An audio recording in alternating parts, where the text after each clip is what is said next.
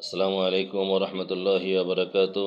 সম্মানিত দেশবাসী, আসন্ন সংসদ নির্বাচন খুবই নিকটে এবং যতই পায়তারা করুক বিভিন্ন দল অসুস্থ রোগী বা লাশ নিয়ে, নির্বাচন তো হবে ইনশাআল্লাহ এবং যথাযথ টাইমেই নির্বাচন হবে ইনশাআল্লাহ।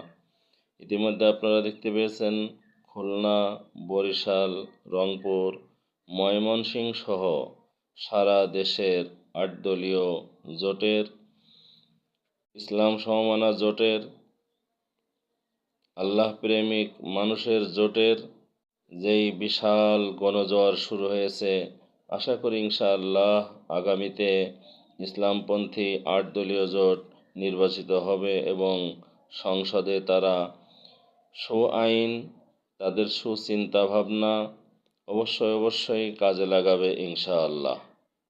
আপনারা ভেবেচিন্তে আপনার দায়িত্ব, আপনার অধিকার কোনো ন্যায়পরায়ণ ব্যক্তির হাতে তুলে দিন।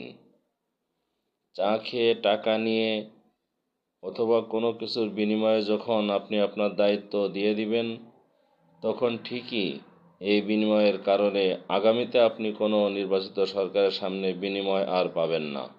সুতরাং ভাবুন, আপনি আপনার ভোট বিক্রি করবেন না এমনিই বিনা স্বার্থে আগামীর সময়ে বিনিময় পাওয়ার লক্ষ্যে আপনার দায়িত্বটা বুঝে দেবেন, আপনার মনোভাবনাটা ব্যক্ত করবেন, আপনার ভোটটা দিবেন।